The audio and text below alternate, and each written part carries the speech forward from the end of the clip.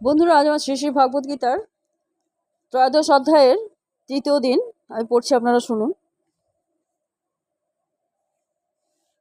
বহু মুনি ঋষি তার ব্যাখ্যা করেছেন এবং পরাশর মুনিকে তাদের মধ্যে প্রধান গণ্য করা হয়ে থাকে। ছন্দভি শব্দটির দ্বারা বিভিন্ন বৈদিক শাস্ত্রাদিকে বোঝানো হয়েছে, যেমন যজুর্বেদের একটি অংশ তৈত্তিরীয় উপনিষদে প্রকৃতি, জীবসত্তা এবং পরম পুরুষোত্তম ভগবানের বর্ণনা দেওয়া হয়েছে।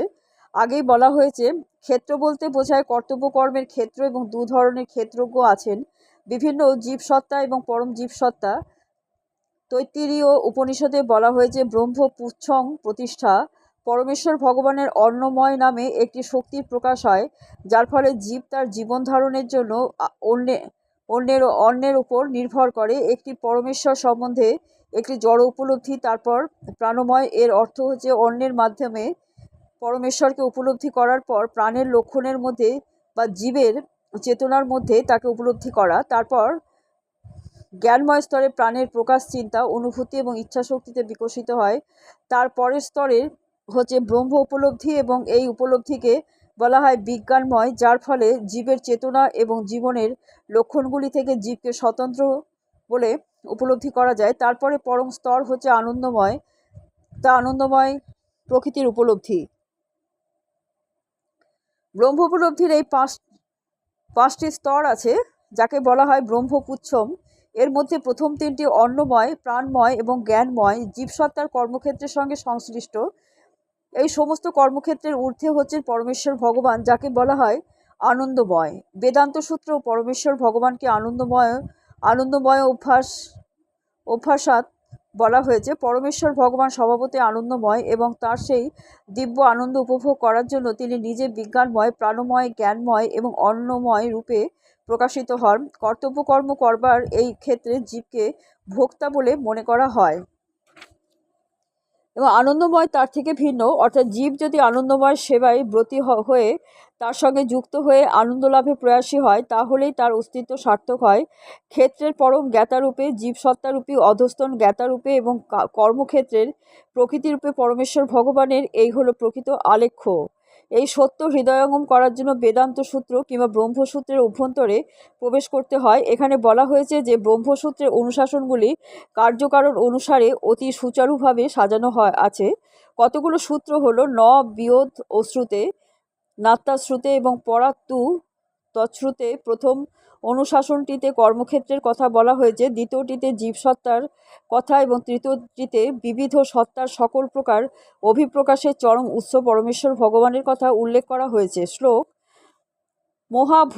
মহাভূত নাহংকার বুদ্ধিরো বাক্তমেব চ ইন্দ্রিয়াণি দশৈকং চ পঞ্চচেন্দ্রিয় গোচরা ইচ্ছা দেশ সুখং দুঃখং সংঘাত চেতনা ধৃতি এতৎ ক্ষেত্রং সমাসেন সবিকার মোদাহৃতম।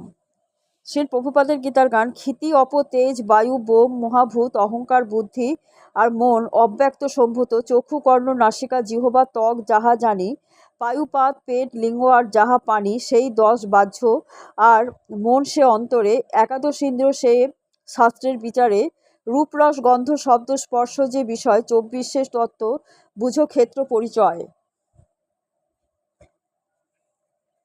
ইহাদের যে বিচার করে বিশ্লেষণে ক্ষেত্রতত্ত্ব সেই জ্ঞান, সেই বিজ্ঞ ভালো রূপ জানে। ইচ্ছা, দেশ, সুখ, দুঃখ আর যে সংঘাত, স্থূল দেহ পরিমাণ পঞ্চমহাভূত, চেতনা শক্তি যে হয় জীবের আধার, তার সঙ্গে ধৃতি জানো ক্ষেত্রের বিকার।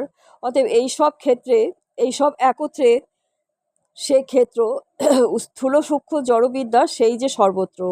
অনুবাদ: পঞ্চমহাভূত অহংকার, বুদ্ধি, অব্যক্ত 10 ইন্দ্রিয় ও মন, ইন্দ্রিয়ের 5টি বিষয়, ইচ্ছা, দেশ, সুখ, দুঃখ, সংঘাত, অর্থাৎ পঞ্চমহাভূতের পরিণাম রূপ দেহ, চেতনা এবং ধৃতি, এই সমস্ত বিকারযুক্ত ক্ষেত্র সংক্ষেপে বর্ণিত হলো। তাৎপর্য: মহর্ষিদের প্রামাণ্য বাক্যে, বৈদিক শ্লোকে এবং বেদান্ত সূত্রে বর্ণিত অনুশাসনগুলিতে বলা হয়েছে যে এই জগতের মৌলিক উপাদানগুলি হচ্ছে মৃত্তিকা, জল, অগ্নি, বায়ু এবং আকাশ। এদের বলা হয় পঞ্চমহাভূত। তাছাড়া আছে অহংকার, বুদ্ধি এবং প্রধান। তারপর আছে 5টি জ্ঞানেন্দ্রিয়, চক্ষু, কর্ণ, নাসিকা, জিহ্বা এবং ত্বক। তারপর 5টি কামেন্দ্রিয়, বাক, পানি, পাদু, পায় এবং উপস্থ। তারপর ইন্দ্রিয়ের ঊর্ধ্বে আছে মন, যাকে অন্তরিন্দ্রিয় বলা যেতে পারে। সুতরাং মনকে নিয়ে ইন্দ্রিয়ের সংখ্যা হচ্ছে একাদশ। তারপর আছে 5টি ইন্দ্রিয়ের বিষয় বা তন্মাত্র, রূপ, রস, গন্ধ, শব্দ এবং স্পর্শ।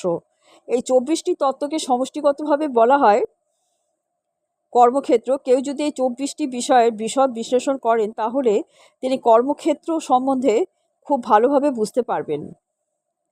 তারপর আছে ইচ্ছা, দেশ, সুখ এবং দুঃখ, যা হচ্ছে স্থূল দেহের পঞ্চমহাভূতের পরস্পর প্রতিক্রিয়া এবং প্রভাব। জীবনের লক্ষণ, চেতনা এবং ধৃতি হচ্ছে মন, বুদ্ধি এবং অহংকার দ্বারা গঠিত সূক্ষ্ম দেহের প্রকাশ। এই সূক্ষ্ম উপাদানগুলিও দেহের অন্তর্ভুক্ত। পঞ্চমহাভূতগুলি হচ্ছে সূক্ষ্ম অহংকারের স্থূল প্রতীক। সেগুলি আবার অহংকারের প্রাথমিক পর্যায়ে তামস বুদ্ধি অর্থাৎ বুদ্ধিরূপী অজ্ঞানতার জড়জাগতিক অভিব্যক্তি রূপে পরিগণিত হয়। আবার এরই মধ্যে দিয়ে জড়া প্রকৃতির ত্রৈগুণ্যের অব্যক্ত পর্যায়ে প্রতিভাত হয়ে থাকে। জড়া প্রকৃতির অব্যক্ত 3টি গুণকে বলা হয় প্রধান। যদি কেউ এই 24টি তত্ত্ব সম্বন্ধে এবং তাদের প্রতিক্রিয়া সম্বন্ধে আরও বিশদভাবে জানতে চান তাহলে সংখ্যা দর্শনে তার বিস্তৃত বিবরণ তারা পাবেন। ভগবদ্গীতাতে কেবল তার সারাংশ উল্লেখ করা হয়েছে। বন্ধুরা, আজকে এই পর্যন্ত। আগামীকাল আপনাদের আবার পড়ে শোনাবো।